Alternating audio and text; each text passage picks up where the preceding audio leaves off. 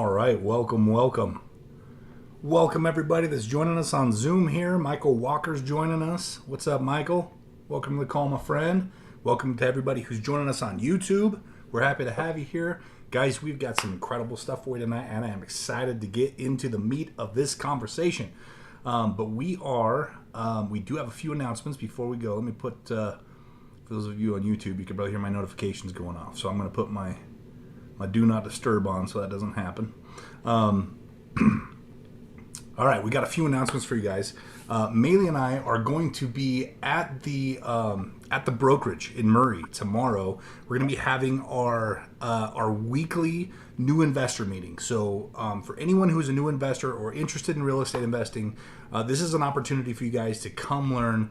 Don't want to miss that. That's going to be in Murray. We will shoot out a blast on social media with that, with the address and with the information. And then also, we have coming up some major events. We have our Leaders Retreat that is happening in Cancun, Mexico. If you want to be a part of that, be sure to let me and Maeli know. There's a couple of requirements. You got to hit certain levels in your training in order to get down there. But a lot of you qualify. So let's make sure that you're able to do that. But we're going out to Cancun for a couple of days in September. This is from September 15th to September 19th. You're not going to want to miss it. And then our national conference is coming up in November. So we will share more of those dates as they come out. But guys, I want to get into the meat of the training today because we have an incredible guest speaker with us. Not only is she just like the most like talented person when it comes to loans. And this is true. I know this is true because Maeli has like come to me several times and been like, okay, Stacy saved this deal. Right. But also just, I'm working on a couple of refinances on some rental properties with her and she's just on top of stuff. Right. So I'm excited to have her here. Also some exciting news. Her and her husband, Matt, absolute power couple. They are the newest members of our team. They have decided to go all in on Renatus. So warm welcome to the team. I'm not gonna steal too much of her thunder. She's got some amazing things to share, and I'm sure she's gonna want to share her story as well. So guys, warm welcome to Stacy Glenn. Stacy, thank you so much for being with us tonight. We're Thank excited you to for have you. having me. Yeah, absolutely. Well, this is the first time I've ever hosted a Zoom meeting or done anything on Zoom that I've been the presenter. So it's a little out of my comfort zone. So thank you. And I'm a firm Yeah. believer. If you've got questions, jump in. With home loans, there are so many moving parts and so many different avenues. And you've got a question. If you've got the question, more than likely other people have the question.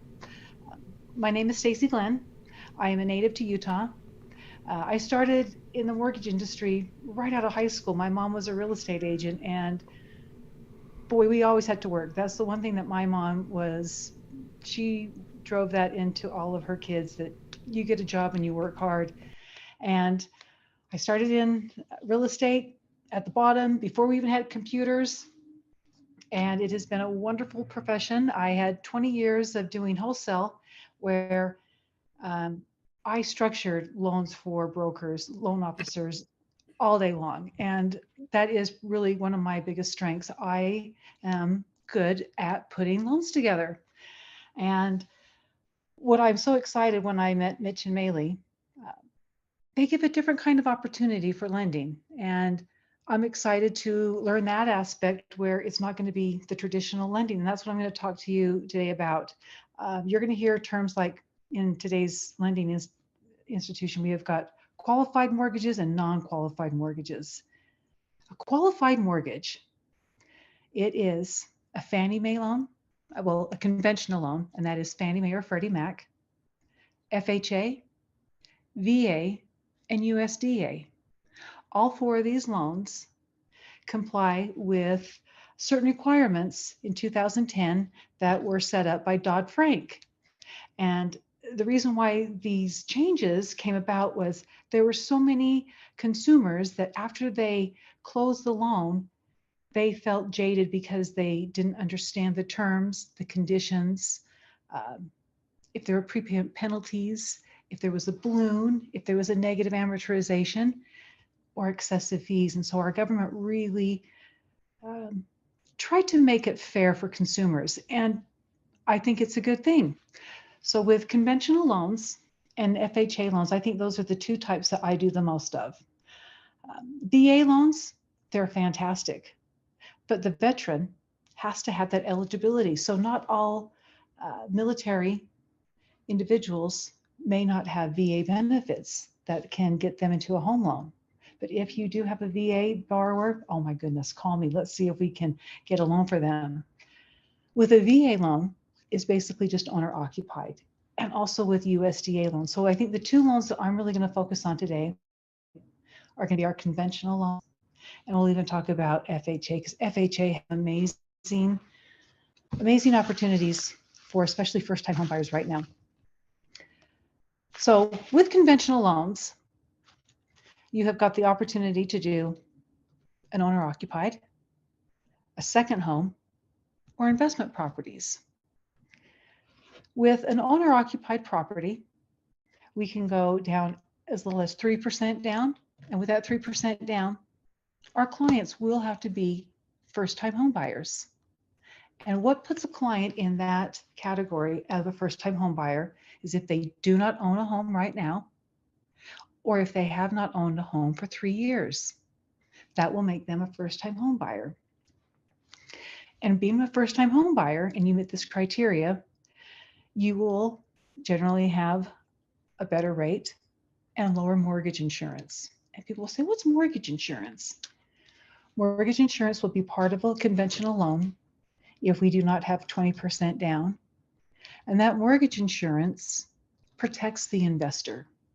So it doesn't really have anything to do with our, us, but it will protect the investor if there's ever a default on that loan. It comes in and indemnifies the loss. On second homes, let's keep going with the conventional. Conventional with 20% down, our clients have opportunities to not have mortgage insurance, and they can waive if they do not want to have taxes and insurance included in their monthly payment. And there's pros and cons with that. And my loan, I had impounds on my loan. And now as I look at it further, I don't want impounds. I want to control my own escrows.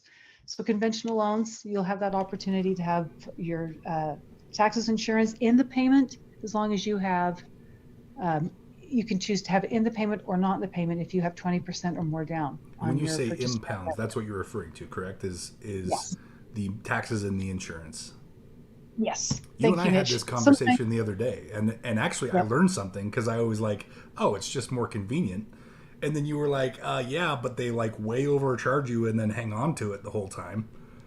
Right. They will pad it about 2 to 3 months. Flow. Right. And so I am saving money by not having impounds. You'll hear impounds or escrows, but I'm going to refer to it as impounds tonight. And I told Mitch that my husband and I were going to contact the county, and we're getting on a payment plan with them. And they amortize a 12-month payment plan on 9 months. So every month, a little bit of my taxes are taken out, but my mortgage payment is going to be lower because I'm not padding that additional 2 to 3 months that they want for the next year to make sure that they have enough to pay it in case taxes go up or in case your premiums go up on your homeowner's insurance. So I think that's such a better fit for me.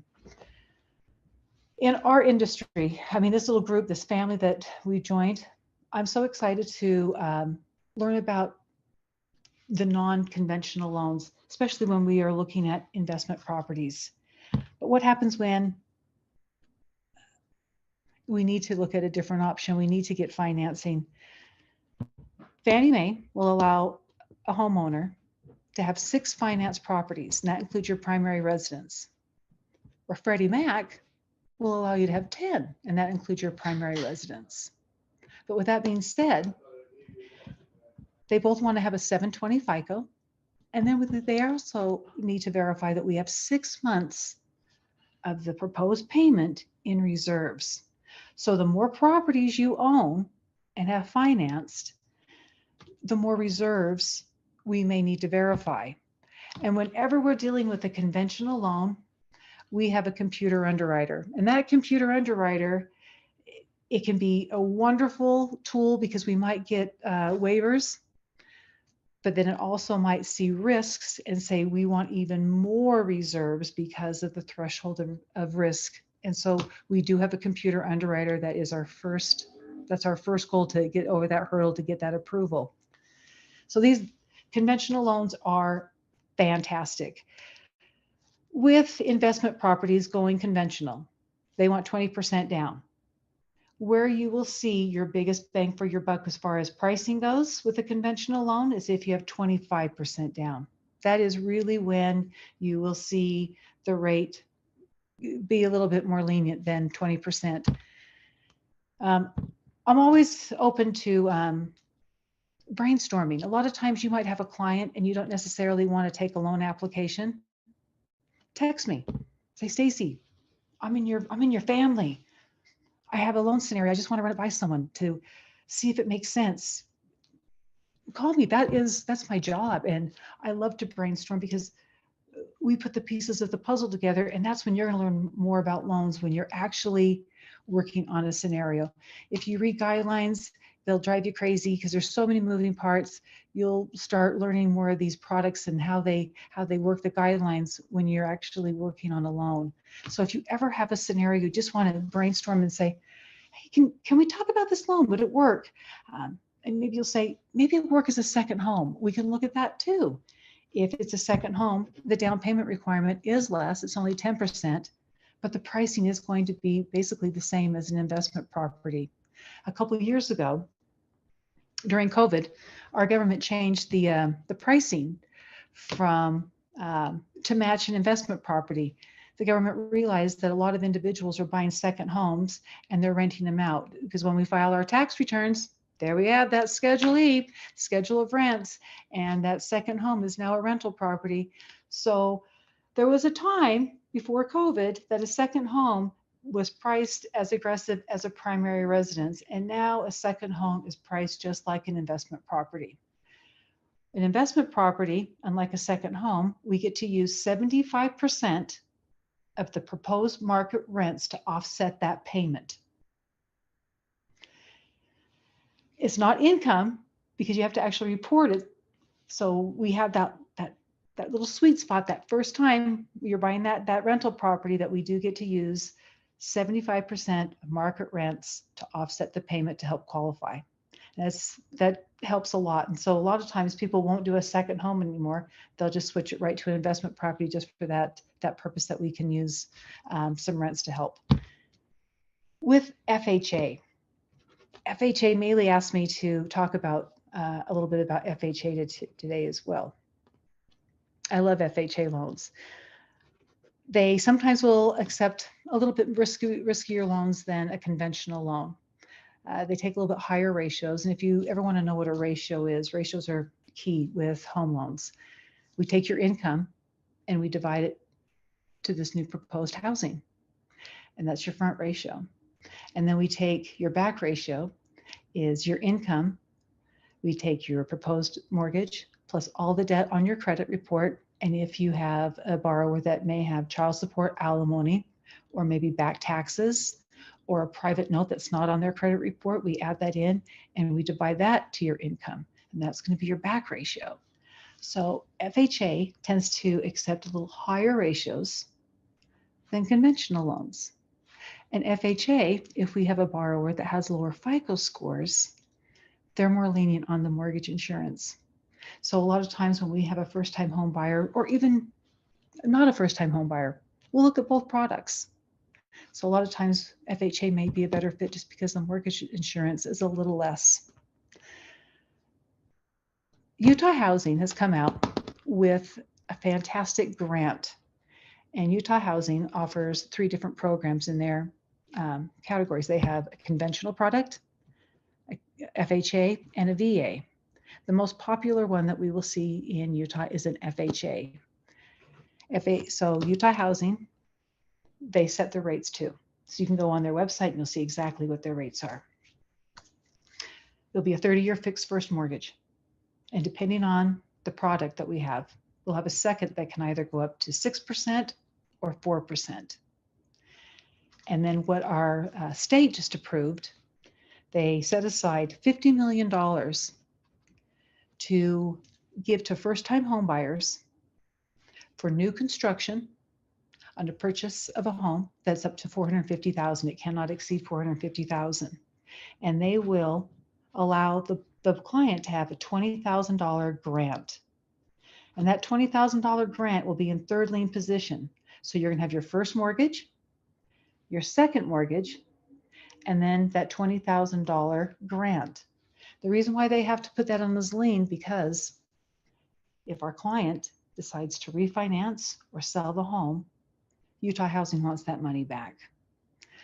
But if we can use that 20,000, if we have a first-time home buyer and we have a new construction at 450,000, our clients will come in with no money at all. And I suggest that we use that $20,000 as much as we can and try to not have that second if possible, or make it as low as possible, because that second mortgage is going to be 1% higher than the first mortgage, and it is amortized on a 30-year fixed term. So boy, that's a pretty long term for usually maybe like an $8,000 loan.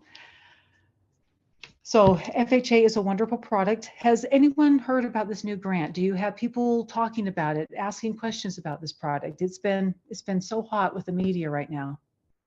Anyone? Okay. I think I actually first heard about it from you, Stacy.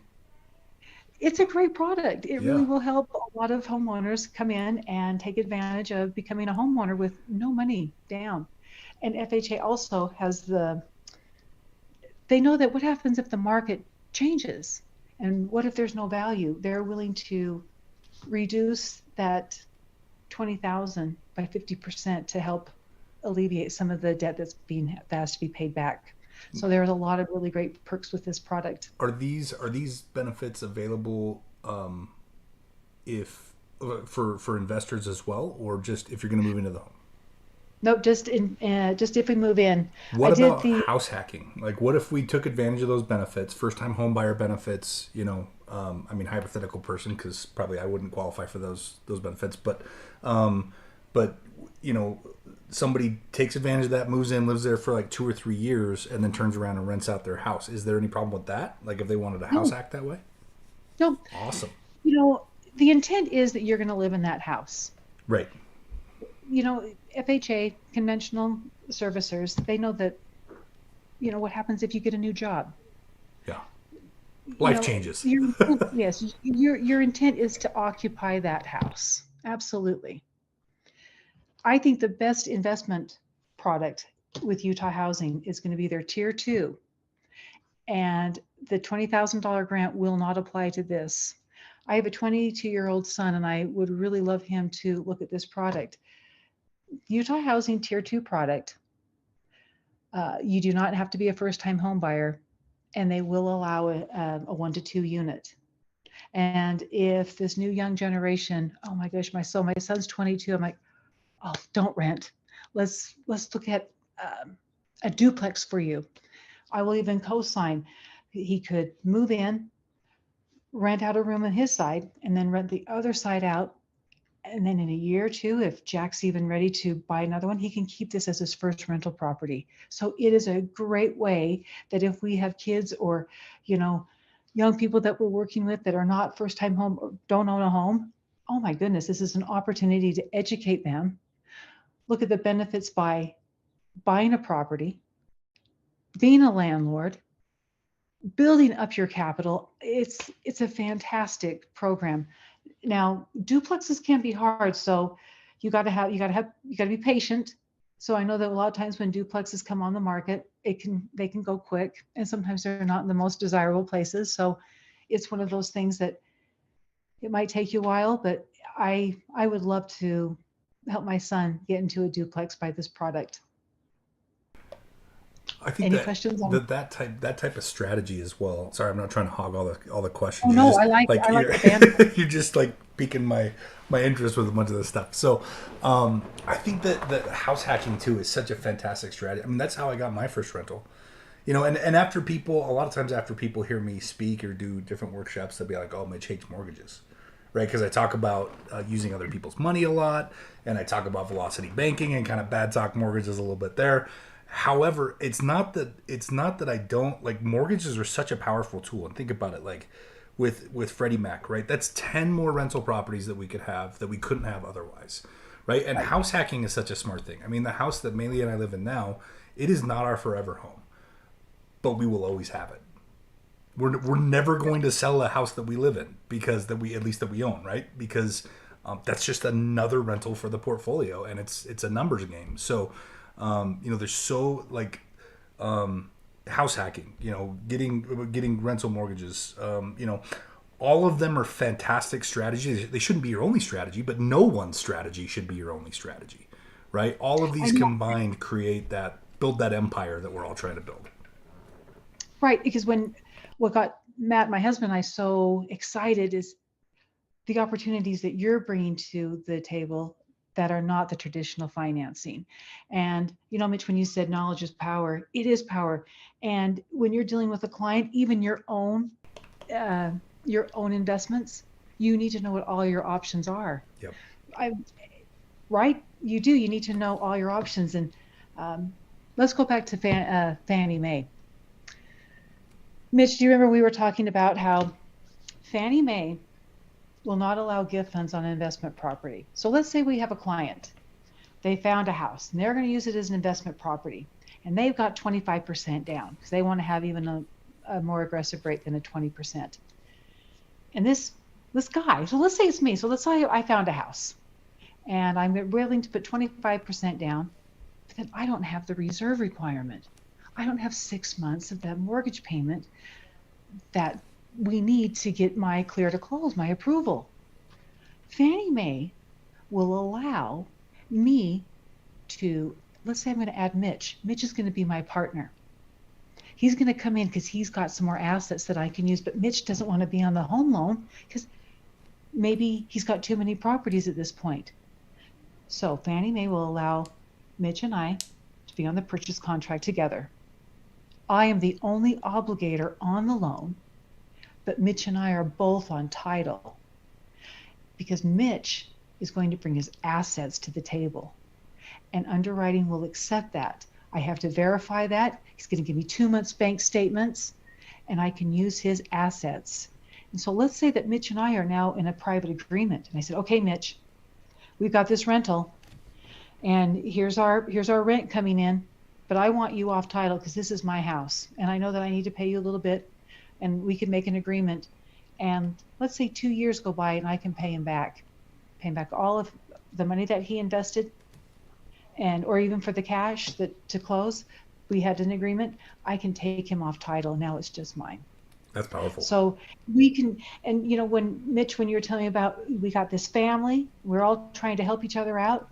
It's a great opportunity that you can create contracts. And if you do need to get that conventional financing, we do have options. We do. So it's, I'm so excited too, Mitch. I mean, this just brought in a Yeah, whole this is new, huge.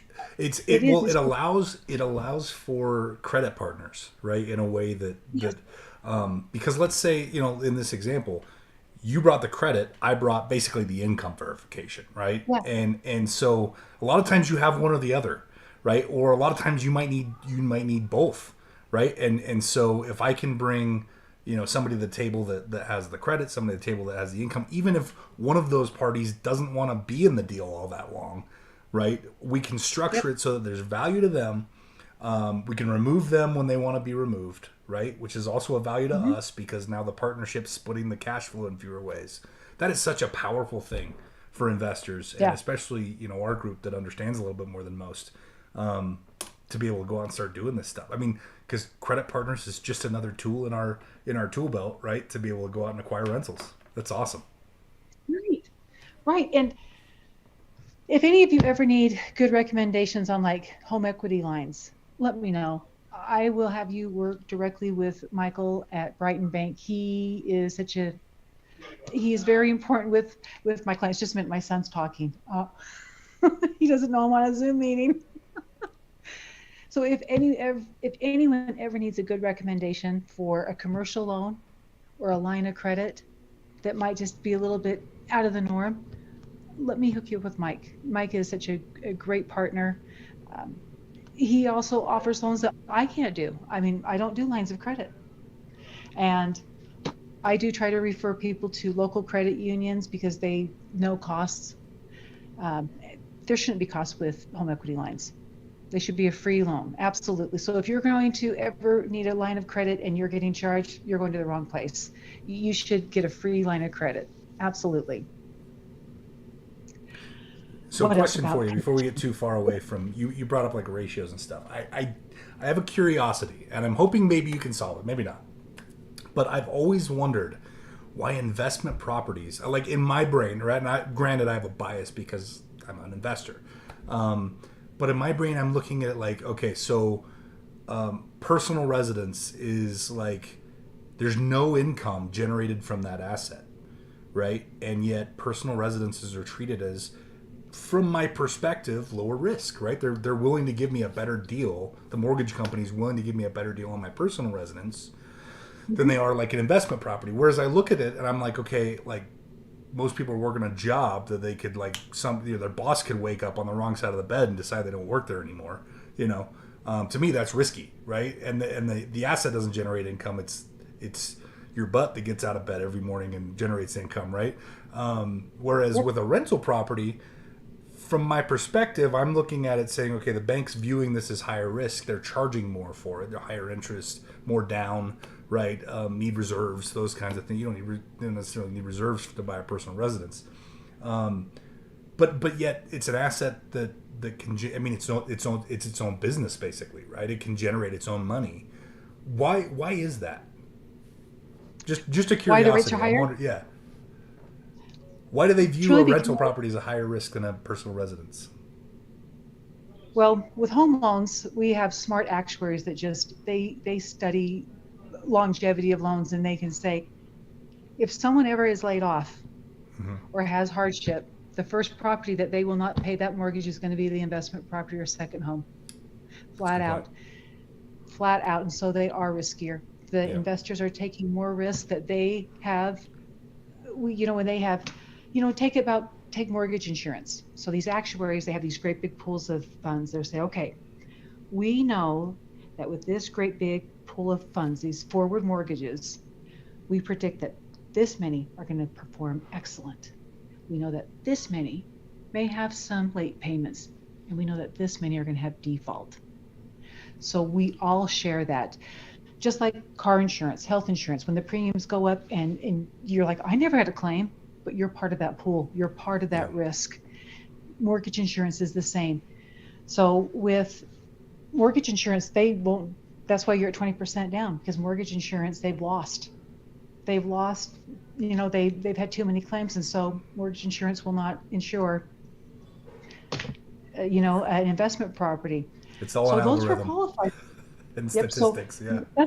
That's a qualified mortgage. So let's say that we have 10% down. Can we get an investment property loan? Yes, and it's going to be with a non-qualified mortgage. These are going to be riskier loans. The rate will be higher because you do not have mortgage insurance. It's kind of like wrapped up into the rate. The investor has to make sure that they're going to be making enough in case there is a default, right? Yeah. It will. And so you do have non-qualified mortgages. And what is a non-qualified mortgage? It's anything that does not fit a qualified mortgage criteria. You're going to have balloons. You can have prepayment penalties. You can have a negative amortization. You can have a 10% down on an investment property. We can do a bank statement loan where we do not verify your income. We look at 12 months of your bank statements, look at the deposits, and everyone's a little bit different. So we have to do some expenses, but let's just make it easy. We have 1099 docs. With non-qualified mortgages, we can structure something that will fit your benefit. And Mitch, the other day when we priced out your loan, it was a more attractive loan to go with the jumbo versus a conventional loan with a second. Right. So a jumbo loan is also considered a non-qualified mortgage. Conventional financing Your max loan amount will be 726,200. So anything over that loan amount will be considered a jumbo home loan. One thing that really helped me kind of understand that give and take in mortgages is realizing that really this is just like any other business negotiation, right? We're sitting down, we're talking about an exchange of value, and if they're going to give me a higher value on something, like for example 10% down instead of 20% down, right? Then I got to give some value back, right? Which might be a little higher interest, or there might be a balloon payment involved, or there might be other terms that you wouldn't see in a conventional loan. But remember, and this is mostly for the students out there, remember that it is a business negotiation and it's an exchange of value. So when you're taking some chips for your side and you're getting a specific value that you want, like for example a lower down payment, you're also going to have to probably sacrifice some things in other areas to make it equitable. Right. And one nice thing, Mitch, I mean, all of the students online, I know that Mitch will pass out my number. Feel free to text me. When I was in wholesale, let me tell you the famous line loan officers will call, I got a guy. That's how it always starts. I got a guy, and they kind of go in, he's self-employed, and they kind of tell me a little bit about it. And that's how we start we brainstorm, we find out, okay, what product will best fit. So we've got guidelines, and every loan is going to be different. Every borrower is different. But we have to make sure that we fit those guidelines. And the best way we do it is we start brainstorming. We start asking questions. We banter back and forth. We go back to the client saying, where's your comfort level too? Where's your comfort level with payment? How much do you feel comfortable bringing to the table?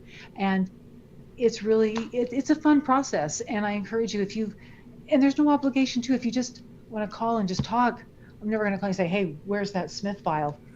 No, that's my job. It's our job to, we educate and we try to put the pieces of the puzzle together. It's fun. It's a fun job. Does anyone have questions that you might have that you wanted to ask about mortgages and any kind of scenario? I'd love to kind of brainstorm with you right now if anyone just has some questions any in questions. The chat. So, what are the? So Charlotte asks, what are the non-qualified rates right now? If it's helpful, Charlotte's in New Mexico.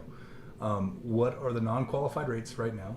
What down payment on what is the down payment on non-qualified loans? Okay, so are we going to be doing investment property or primary residence? Investment? Knowing Charlotte, probably investment property, but I'll let her confirm that. The highest loan to the value we have would be a 10% down. So with a 10% down, we know that we want to have a strong FICO. We're probably looking about 7 to 720.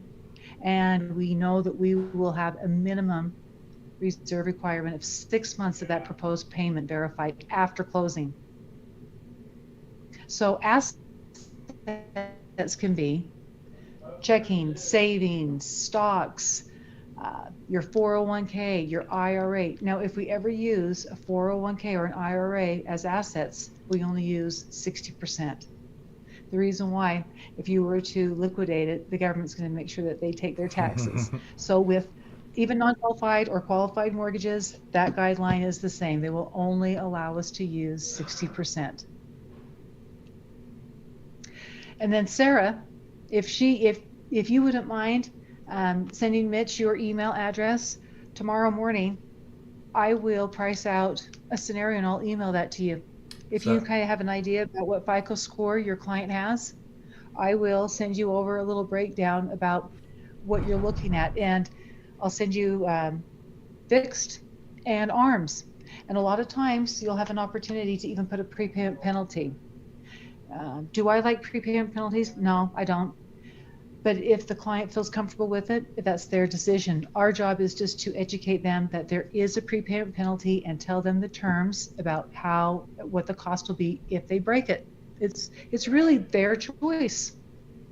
I think Charlotte's referring to this for herself. Charlotte's one of our investors out there. She also asks, how are current rates considered as you're underwriting? Oh, it depends on, okay, let's go rates. We know that the Fed said that they're going to raise rates again this month. today and yesterday have just been crazy. We've seen rates go up, then go down, up, down, up, down.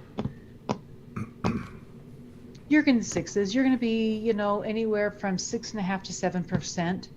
That's on primary residence. Now, if we're going to be looking at investment property, we're going to be in the high sevens and eights.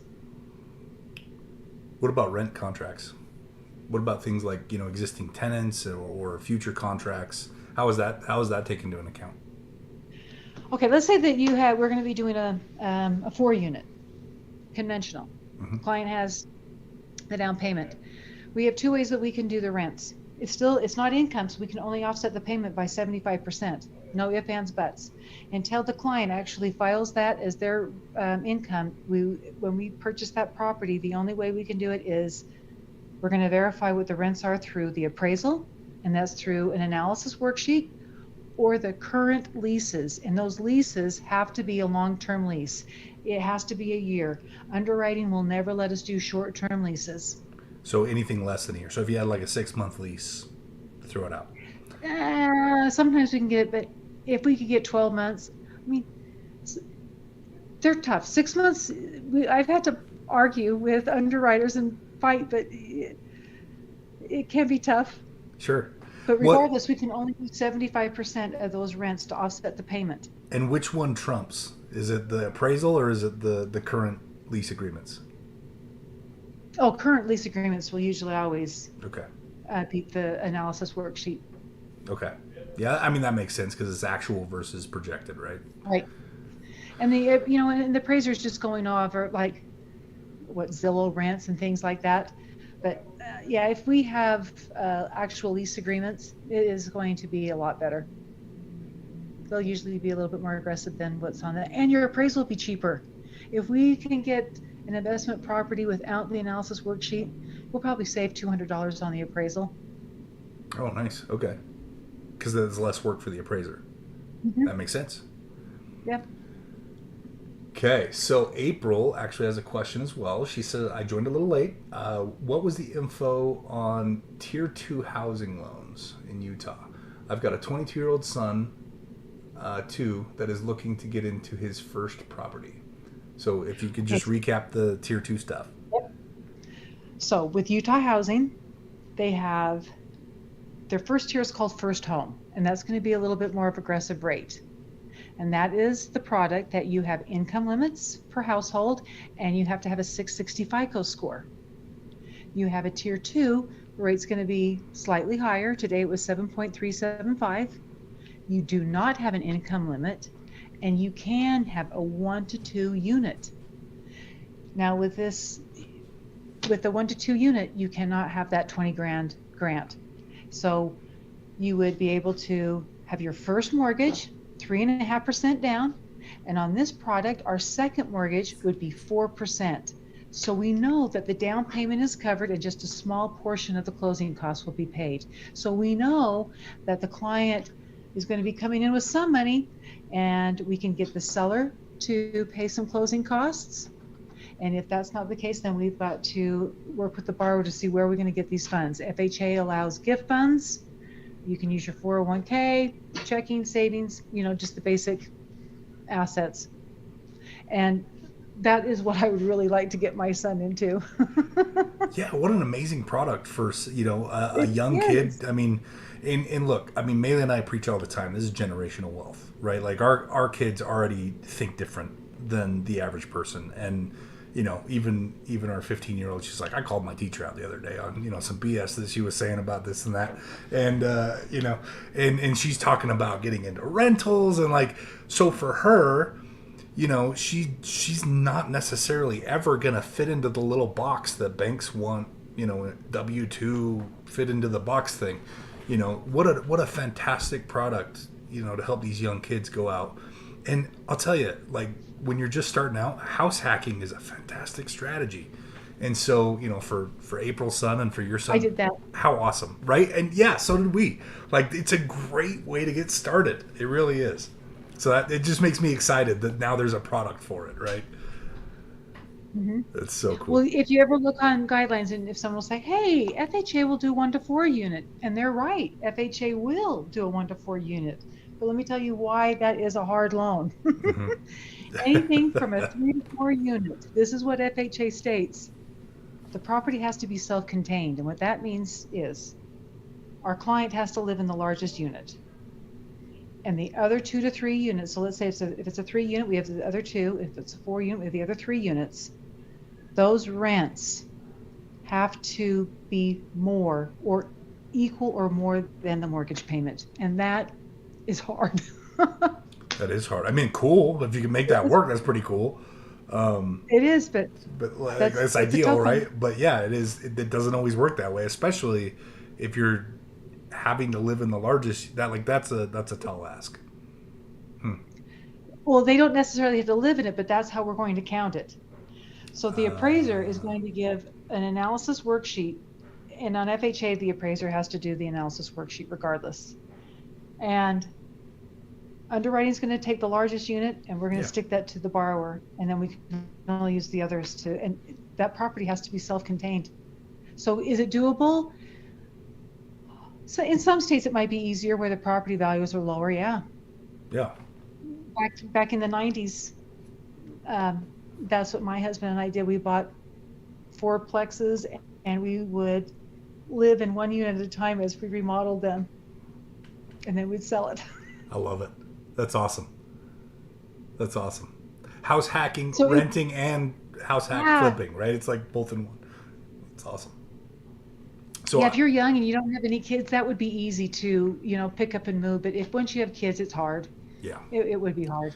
Well, and it's a tough thing to scale. Like I think the house hacking thing you also have to be careful with because it's not a sustainable business model, right? It's a great ancillary. Like, hey, we'll just keep every house we live in, we'll keep it, right? Like a secondary kind of thing. But it's definitely, I mean, in my opinion, you're not thinking big enough if it's your primary investment strategy, right? So, anyway, I did have someone text in a question. So they want to know, have you had experience with refinancing seller financed and subject to mortgages? Can you talk about some of the complications that you may have Yes. encountered? So we have one title company that specializes in seller financing in Okay. Sandy, Utah. And he was the attorney basically that helped draw up the documents. The client, they tried to pay it off, I believe, a little bit in a shorter term than their contract, and boy, was it very expensive for them, and they were very upset. So I think that seller financing is great. I even think that if you need to get a prepayment penalty, that's just fine. But our job is we really have to go into detail about what the costs are. Yes. So with Well, and my understand experience your with seller contracts. If financing, you're going to enter yeah, into a contract, like know what you're getting into. You should have negotiated this stuff up front, yep. right? And if you're not educated enough to understand things that can be in that contract, and you're not even cognizant of that, hey, this thing exists, I should be asking questions about it. Probably get a little more educated first, right? So if I know that going into our venture, this new family that I'm in, I'm not opposed to looking at seller financing, Mitch, but I am going to know exactly Yes. how my exit strategy. I want to know everything. What are my fees? If they want me to have this loan for 3 years and I don't want that loan for 3 years, what do I have to pay? Hmm.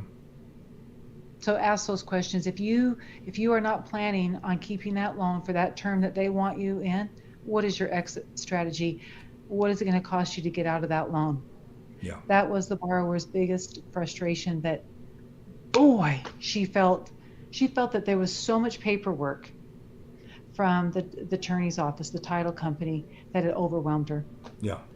So our Renatus education teaches an acronym, five key points that you not only want to negotiate, but the fact that you should be negotiating these things are going to make you aware of what the terms are anyway, right?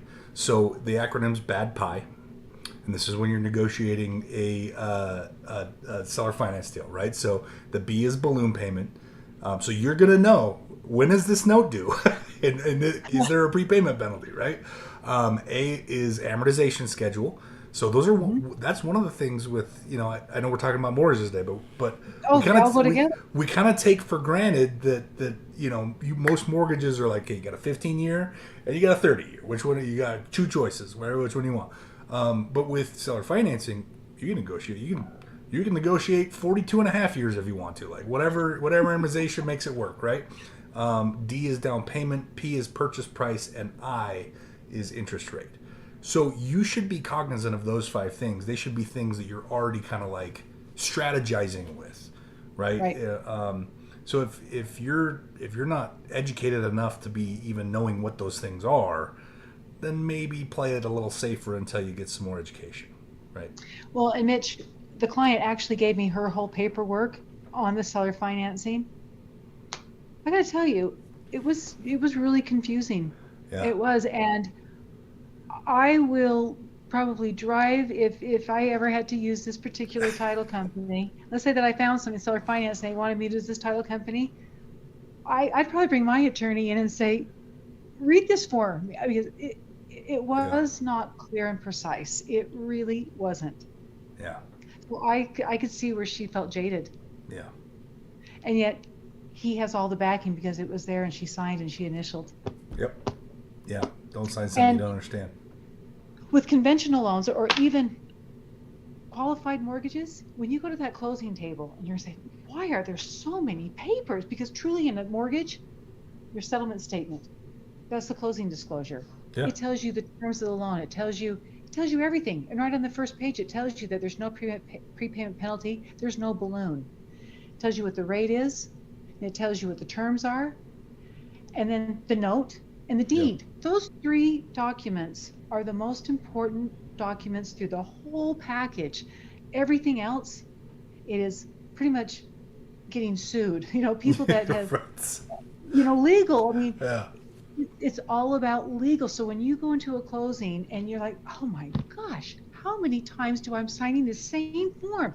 It's because there's been a lawsuit, banks have Yeah. lost, and we say you did not properly tell the consumer about this or Well, and, this and or I think some of the fallout. I mean, a lot of it was just the fact that that Wall Street was trading subprime mortgages, but some of it was the fact that borrowers didn't know what they were signing, right? And I think that's where a lot of Dodd-Frank came from. And I don't believe that Dodd-Frank's perfect, but it was needed at the time, right? I mean, Dodd-Frank is. Well, that's a topic for another that's a night. bad But word. yeah, yeah. But I, yeah, we'll save that for. I could go on and on. I But wouldn't be. I mean, don't be afraid of a something prepayment was penalty. needed, right? Know Something it. was needed Yep. to protect the And consumers and to protect the least knowledgeable among us. And let's be honest, that's most people, right? That's 99% of people simply don't do their homework. They don't understand their banking. They don't understand how interest works. They don't understand mortgages. They don't understand anything. They only understand what they learned in elementary school, middle school, high school, and sometimes college.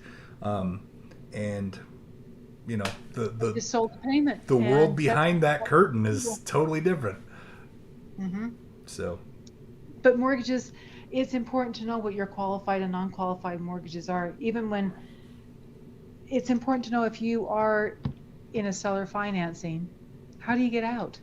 yeah, And let's say you call me, you're like, Stacy, what options do I have? I do not want a fixed rate mortgage. What do I have? And say, listen, there's so much equity in this property. Let's call Michael at Brighton Bank. Maybe he can put a HELOC in first lien position for you. there you go. Little velocity banking teaser there. I love Yeah. that. So I that he love will that. be able to do things that I cannot do, and that might be more attractive for the borrower's needs or your needs. Because Yeah, a HELOC in first lien position, that's a great loan, yeah. and Well, not a and lot of banks can do it. it's powerful if you know what you're doing, right? Hmm. Now, if you don't know what you're doing, you're probably gonna get hurt, right? But again, that's Oh that's yeah. kind of what we're talking about here. We Yep. do have a couple of more questions that popped up in the queue. Are you okay if I bring those up? Okay. Absolutely. Charlotte asked, "Can you lend in New Mexico?" She actually has two questions. That's the first one. Can you lend in New Mexico?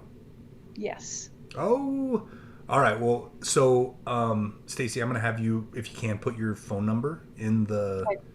chat, so that people can get a hold of you while I'm reading you this next question. So, how do you find a good title company for seller finance? I've got an answer for this, but I'll let you answer first and share my thoughts unless they're the same. Most title companies have attorneys. And the most popular one I've known has been Jack's Petty. I mean, he takes pride, and he is, I forget the company, the title company. I think with seller financing, you want to have a title company with an in-house attorney. Absolutely. And you're going to have a lot of small shops. I mean, one of my favorite title companies, I'll tell you, I love Cottonwood Title. I do. And if you are going to use Cottonwood Title, they have an in-house attorney, and you want to have an in-house attorney. But some title companies don't want to do seller financing transactions. Yeah. You go I ahead. know that Guaranteed Title. Rick Smith, he will do seller financing. He's a good guy, and I have his contact information. We can send that over. I found, Charlotte, I know probably none of those names or referrals help you because you're in New Mexico, but one way to vet them, I found just ask them. Call them and be like, hey, what are your thoughts on seller financing? And based on the temperature that they give back, if they're like, oh, yeah, we do them all the time. If they do them all the time, they know what they're doing, right? Because they're not gonna expose themselves unless they know what they're doing. There's a lot of regulation in title. And Charlotte, if they're tomorrow, Oh, no, go ahead. Tomorrow I will email Rick, and a lot of times they have affiliates through their underwriters in different states. There you go. So let's reach out to Guaranteed, and we'll see if he has an affiliate in New Mexico. Yep. And on the flip side of that, like if you ask them, hey, what do you think about? I've had title companies tell me, oh, you can't do that. That's illegal. It's like, well, I've done it like 100 times, so I'm pretty sure it's not. And I know for a fact it's not illegal because I had an attorney help me do it. But you know, if you know more about it than they do, there's your red flag, right? Yeah. Move on to the next one. Don't try to convince anybody. Don't try, especially a title company. Just find a different one. Just make sure that they have an in-house attorney. I think that if you have an attorney, they usually walk through the whole thing. So I think this question, I'm not sure what this question references as far as like a actual mortgage, like a new mortgage, one of the products you were talking about, or seller finance. But Charlotte asks, are payments handled through an escrow company? When you do seller financing, I would want them to be handled. So in Utah, I think escrow specialists are fantastic. I would never want to pay my mortgage payment to the owner, the actual owner of the property. I would want a third party to make sure that they are not pocketing my money. Well, so quick story. Sorry, I don't mean to steal your thunder here, but I do have a story about this, and that's why I love that question earlier when they asked, what are your experiences of refinancing out of seller financing, right? Because a lot of times we'll go find a property that they'll offer seller financing, but we only get a 5-year balloon, right? So at year 4, we're starting to talk to you, Stacy, and we're like, let's get out of this thing. So I had a loan that before they had started, like right before they started seller financing it to me, they had some late payments. I almost didn't get my loan, my new loan, because there were late payments like 4 years ago on this loan that weren't my fault, right? So, and sometimes we're catching people up on their mortgage, like, so that's something that can come up. Like, you don't want that to happen, especially while you're on title. Because if you're on title and that was already a concern of theirs, like for sure that would have nixed my deal, right? So, food for thought. Just a little side story. Yep. I think Nelson has a question. Nelson, did you have a question?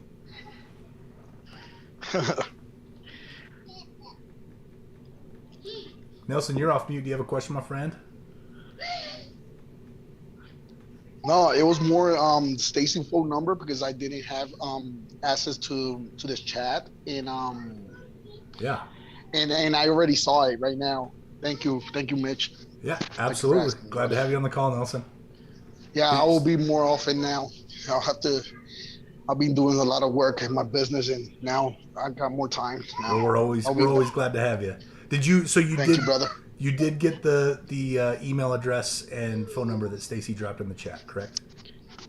I think I have now the last her phone number. I think so. By the Okay. way, Mitch, you told me to call you, but I don't have your number again. Okay. I will reach out to you, my friend. I have your number, so I'll reach out to you. I'll shoot you a text. Okay, brother. Okay, brother. You Take got care. it. Thank you, guys. Okay, just for those, in case you can't see the chat, if you're on your phone or whatever, Stacy, do you mind if I share that Absolutely. verbally? Okay. Thank you. So Stacy, if you want to get a hold of Stacy, and trust me, like if you're doing mortgages, like she's your gal, right? And she's educated the same way we are. So that goes a long way in help. You want to be working with professionals that understand what you're trying to do.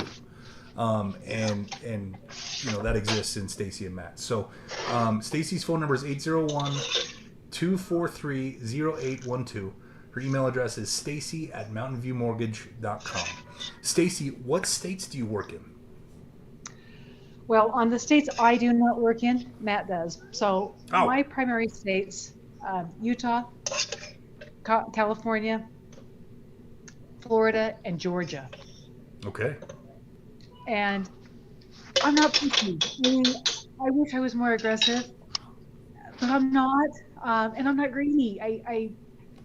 I really try to be transparent, and I'm a visual. I really like to send the loan estimates and go over everything, make sure that you feel comfortable with it. Yeah. And I don't gouge people.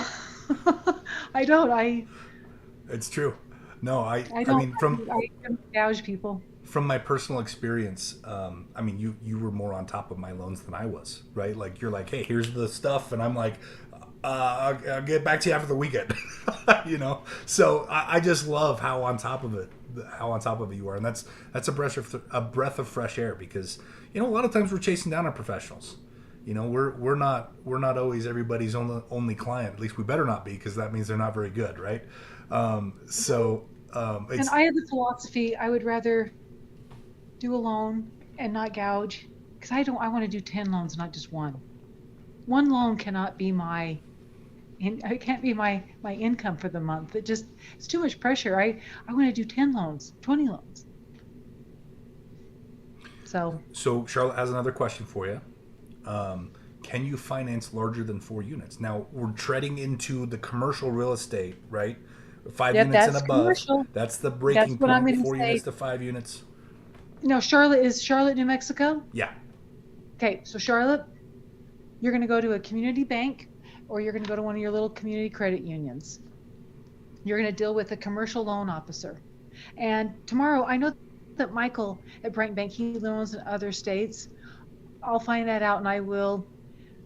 If you want me to get some questions, send me an email. Charlotte, if you can send me your contact tomorrow, I'll call Rick, find out if he has any affiliates for seller financing title companies in New Mexico. And then I'll also call Mike at Brighton Bank and see if he can loan in New Mexico, because you really want to have a commercial loan officer help you at that point. Now, question for you, because I think I know where you're going with this. Why? Because I think sometimes for people, especially as they first kind of start venturing into the investing world, I think the logic is like, oh, I'll go to Wells Fargo because they're big and they can, they've got more money and they can throw more money at things.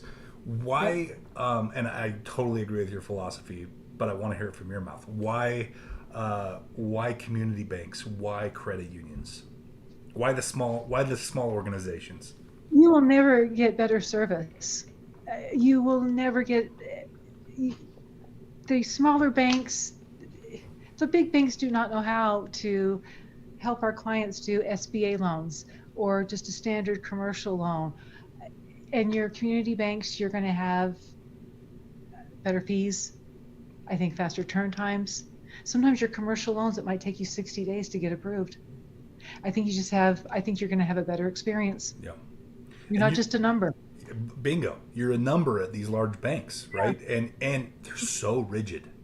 Like there is no flexing whatsoever. If you do not fit inside of their steel reinforced concrete box, you are not invited to the party, right? And that was really scary. A couple months when we saw those smaller banks go down, you're like, oh, wow. Yeah.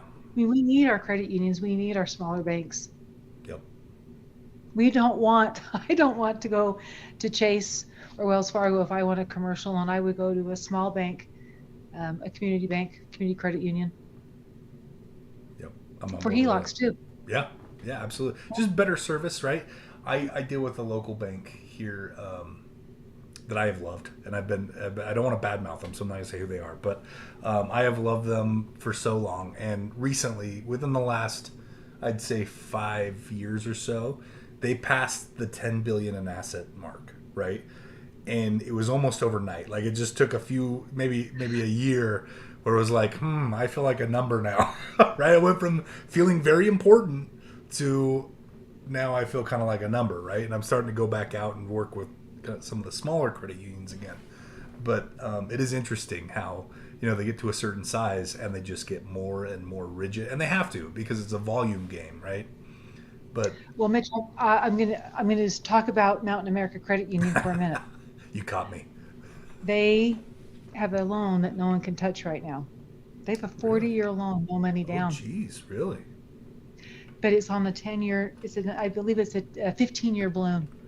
But That's still fantastic. it's fantastic. I mean, if you Yeah. have that, I don't know what the rates are, but I had an agent tell me about it. I'm like, you got to be kidding me. But a 40-year amortization, which It's a guys is going to 40 make year.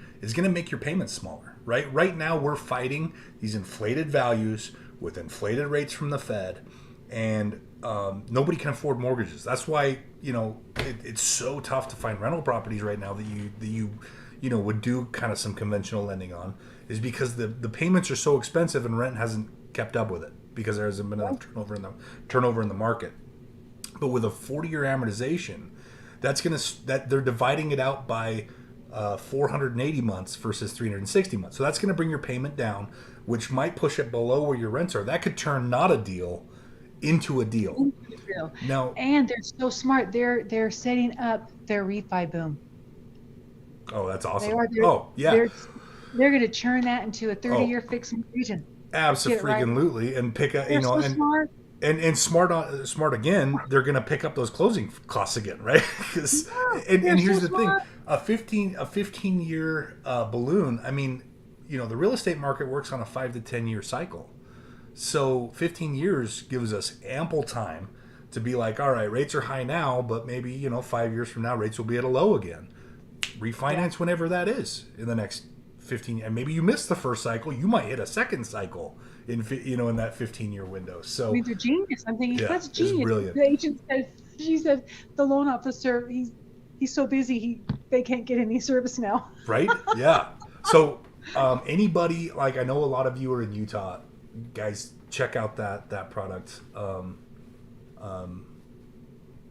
know Charlotte, you got, I think, one branch down there. That's an Yeah, awesome product. But it is. And if I can't do a loan, oh, I am going to steer you to where you yep, can. yep, absolutely. Yeah. So regardless, this is the thing that I absolutely love about you, Stacy, is the abundance mindset. Right? You're not going to put somebody in something, and you've told me this now multiple times as we've worked together, which has been a short period of time overall. Right? We're at the beginning of a long term relationship here, but That's right. um, I love that you're like, look, I don't need to screw anybody over. Like it's not about it's the same philosophy that Meili and I have of love the people, use the money, not the other way around, right? Right. So yeah, you guys are going to be a great addition to this team, and I'm so excited and so grateful for the value that you've provided, Well, guys. we're grateful to learn the other financing. I mean, I think it's so important to know qualified mortgage, non-qualified mortgage, but it's so awesome when we can think about this other type of lending. I'm Yeah, so excited to jump in this part. yep. It's going to be fun. It's going to be adventure. We have a few people jumping in here. Let's see. Denise says, please restate who you're talking about. April got it. Mountain America Credit Union. My advice, though, guys, is don't just go in there because you've got a professional, you've got an advocate here that's willing to help you kind of find those best. Remember, we were talking about that acronym BAD PIE, Those are all things that we negotiate. And I think earlier, Stacy, we were talking about, okay, I'm going to take, of the bad pie, like think of them as levers. Like, I'm going to push one towards the bank. Like I'm going to get a higher interest rate. So that works in the bank's favor in order to get a lower down payment. And the down payment, I pull the lever towards me. That's something that's working in my favor. Stacy can help you find those loans that are going to work for your goals, right? And not like, it's not just a blanket like, hey, go get this loan because it works for everything. There is no one size fits all in real estate investing. Everything is subjective. It's subjective to you as the investor. It's subjective to the investment property that you're working on. It's subjective to the market. I mean, all the things, right? So the best advice I can give you, Denise, is reach out to Stacy. Yeah, we brainstorm. Yep. Absolutely. That's how truly, I got a guy. I should have wrote a book when I was in wholesale. Right. I got a guy, and I could have all these stories about the guy. Carrie on YouTube singing your praise. She said, this is amazing. Any other questions, guys, for Stacy? We got an expert on the line. Take advantage. Stacy, in the meantime, anything else that you had prepared today to share? Or we're No, I'm just really excited. I was excited to be part of the group. I like to be a team player. I like to be part of a group. And so I'm excited just to be part of this. And I'll join the meetings every week if I can. And amazing. I look forward to learning from you as well. Well, everyone in this group, I'm excited to learn from you. That's awesome. And that's really what it is, right? This is a family. We really do kind of take care of each other. And I love that that's your mindset coming into it. So Stacy, thank you so much for the value that you shared today. We're so grateful to have you on, and we will have you back soon. Guys, make sure that you capture Stacy's contact information out of the chat. Charlotte and I are going to talk tomorrow. Yes, absolutely. So Charlotte, definitely connect because she can help you with some of the questions you were asking. But everybody, you should write that down because as soon as we end the Zoom call, it's going to disappear. So make sure you get that now. This will be available if you guys were like, that was some incredible information, mind blown. Remember that we always stream these live on YouTube, so they're available live if you're ever like, I can't jump on the Zoom, but I do want to listen to it while I'm doing whatever I'm doing. We do stream these live on the YouTube channel, Flip It with Mitch Maeli. So go check that out. And then also those live streams they immediately become recordings. So you guys can jump right over there. Rewatch this entire conversation if you'd like to, this entire training from Stacy, and get that contact info. So just call her, right? Let's get those questions out there. So guys, thank you so much for being with us today. We will be back next week. Stacy, thank you. We'll be back next week at the same time, same place, same Zoom link. We'll be streaming live on YouTube. We got some exciting stuff coming your way. In the meantime, stay happy, stay healthy, stay hungry to go out and do some real estate. I love you all, and we will see you soon. Take care, guys. Thank you.